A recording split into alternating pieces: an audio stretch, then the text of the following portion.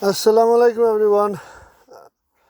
I hope everyone is safe and may Allah protect everyone from all types of diseases, including the coronavirus, COVID-19. This podcast talk is to do with punishments from the Creator Allah and the tests from the Creator Allah. You see, we forget that the earthly life is an examination, and we forget just about 100 years ago, you may or you may not have heard of the Spanish flu. You can Google Spanish flu and you will be able to read the details. Just 100 years ago, the Spanish flu killed between 40 to 50 million people worldwide, and we forget that. What I'm trying to say is that we forget that the Creator is always in control. So in Surah Fatiha, Alhamdulillahi Rabbil Alameen. Alameen, the Creator is the controller, Alameen, of everything. Everything you see, everything that you cannot see, the universe, the galaxies, the planet Earth, everybody, everything. The entire existence. The Creator is the controller and the maintainer and the sustainer of everything, the entire existence. We forget this. And for example, some of the children of Adam, I don't want to give any names, but you get some of the children of Adam. Now we are all children of Adam, Muslims and non-Muslims. We are all children of Adam, and some of us, we become prime ministers and presidents and leaders and CEOs of multi-billion-dollar companies, and we think we're it. We think we're really powerful. We think we are Superman. No, we're not. And by the way, Superman is based on the Darwinian theory of evolution, and that the Darwinian theory of evolution is based on assumptions, and the natural selection and random mutations don't actually work. It's a scientific model, but it's a very weak scientific model. The Darwinian theory of evolution, it's a very weak scientific model, and lots of atheistic evolutionary biologists today disagree with the Darwinian theory of evolution. And also, if you want to know more, you could read the Darwin's Black Box by Behe and Signature in the Cell by Stephen Meyer. And there's so many other. I think one book is called Darwin Got It Wrong by Jerry Fodder, if I'm not mistaken. And there are lots of books out there. Anyway, coming back to punishments and reward. You see, in the Quran, Allah mentions these huge children of Adam, human beings Allah, made in the past, thousands of years ago. And at first, they used to be grateful to Allah. They used to worship Allah, and then they didn't. Long story short, Allah sent a messenger to them and said, "Look, the messenger said, what are you doing? Why are you not, being grateful?" And they said, "Look at us." I mean, they became arrogant. Look at us, we're really big and huge and strong. We don't need to be grateful to no one, to worship no one. And basically, long story short, the messenger left, and Allah sent a punishment. I think the punishment was in the form of a huge, gigantic hurricane, hybrid tornado, or tornado hybrid hurricane. and basically, they were punished by the Creator Allah with a big, huge hurricane. Now, you see, what we shouldn't forget is that why has Allah created us, and especially why has the Creator Allah created us with free will. Allah has given us free will, and by the way, the real you is your soul, ruh in Arabic, not your earthly body. So Allah, created us, with the soul inside us, and the soul is given, free will, programmed with free will, autonomy, therefore awareness, consciousness, whatever you want to call it, also a mind, and therefore it's all connected. Free will, soul, the mind, and therefore we have the decision-making process. However, our free will is limited. However, you see, Allah says in the Quran, Allah says the reason Allah created us, the children of Adam and jinkind, is to worship the Creator Allah. And by the way, jinns are real, and you can maybe call them aliens or other beings in living in parallel dimensions, but the jinns are real, and one of the jinn is Satan, the devil, and yes, the Satan is very crafty and evil jinn.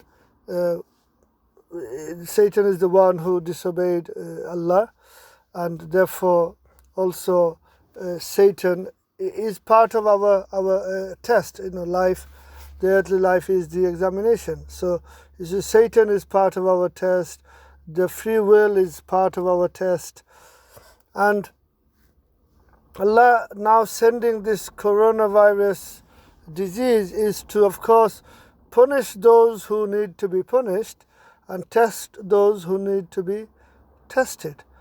And that's all I want to say to you through this podcast, that yes, life, the earthly life is the examination, and the test, the coronavirus. If you haven't done anything wrong, then it's probably a test to you, the coronavirus. And if you have done something wrong, then probably it's a punishment to you, from the Creator Allah. Now, you see, Quran is real, and Islam is real, and Islam is the truth from the Creator Allah. And one way to understand how Islam is real and true is you can understand that Islam has deterrents, such as no alcohol, no drugs, no gambling, no sex before marriage, and all that where we as Muslims say haram. Yeah, all that is of course, first of all, Allah says no, and so as good Muslims we say no, we obey Allah's commands. And secondly, all this, no alcohol, no drugs, no sex before marriage, no gambling, it's good for us, because if for example, if someone drinks alcohol for 3-4 years, they will lose their liver, and it will be hard for them to live, and in which case they have ruined their earthly body, and in extreme cases they may face death.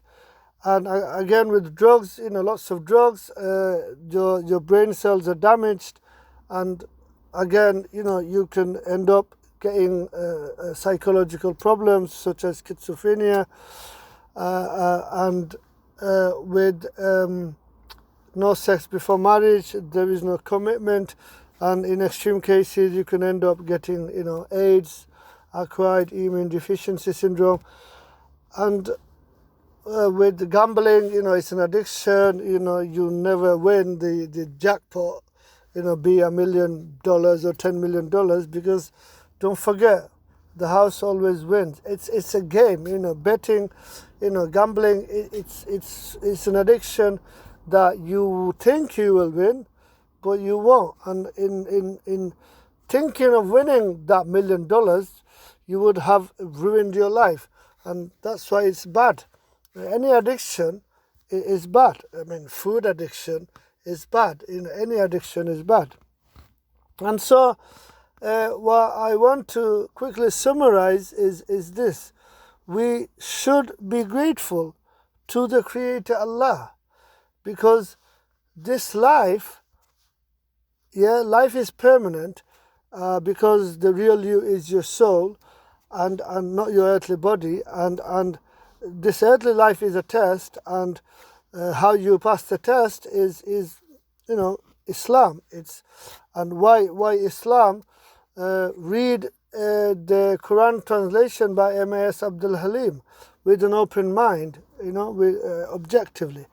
Read the book Divine Reality by Hamza Andreas Zotsis, and you will understand, if you are honest to yourself, that Islam is practical, is real, it works, and it's from the Creator Allah. It's the truth. Islam is the truth from the Creator Allah. Now, again, don't forget, we children of Adam, we should become Muslim, and of course, this part of the talk is to basically, all the words that I have said is for everyone. And what I'm saying to the not yet Muslims, what I'm saying to the children of Adam out there who are not Muslims yet, please, become Muslim and worship the Creator Allah as a Muslim, and earn yourself. I wouldn't say earn, and be, and in being Muslim and worshipping the Creator Allah, we Muslims, and when you become Muslim, therefore we Muslims, we with Allah's mercy, we will get a place in paradise, in Jannah, because this life is a gift. Jannah is a gift. Everything is a gift from Allah. And when there is difficulty, it's a test from Allah. And you do dua to Allah, Ya Allah, relieve me from my difficulties. And you see, it's amazing. Jannah, paradise is amazing. You get to live in a huge palace. It's just awesome. So we shouldn't forget. We forget that we become presidents and leaders and multimillionaires and or some guy or people from Bangladesh and Pakistan and India come to the UK or go Canada and Australia and earn some money, and they think they become powerful. No, money does not define who we are. What I have recently understood something, that is, we all should have zero arrogance. Yes, zero arrogance, and try to have 100% tolerance. Meaning, try to understand everybody. Love. You see, in Islam is amazing. In Islam, we are told that love for others what you want for yourself. Love for others what you want for yourself. And me personally, one day, with Allah's mercy, I want to go to Jannah. I want to live in Jannah. I want to experience Jannah. I want to, be in Jannah, in paradise, because that's going to be awesome. And I want everyone to go to Jannah.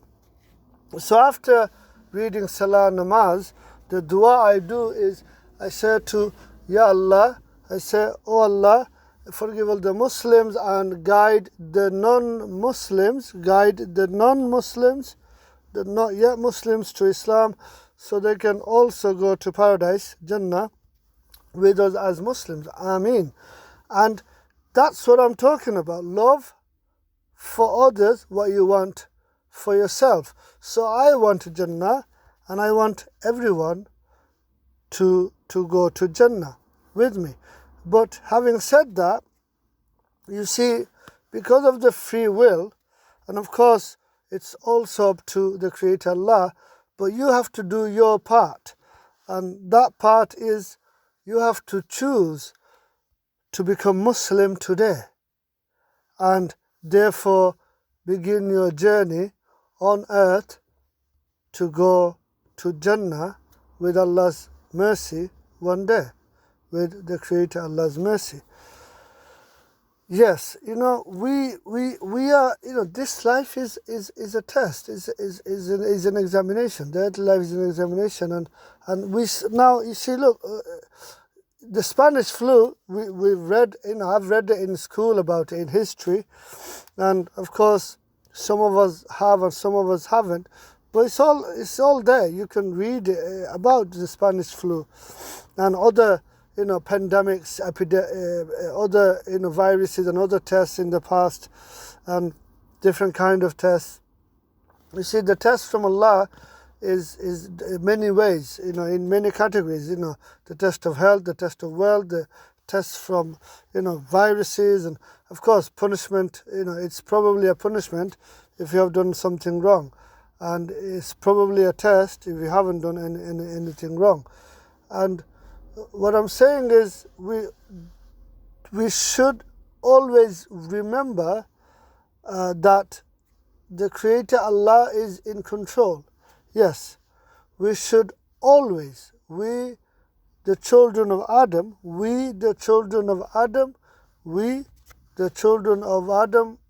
should always remember that the Creator Allah is always in control. Yes. And so therefore, what we should be doing is become a Muslim. If you are a non-Muslim, become a Muslim and begin to worship Allah.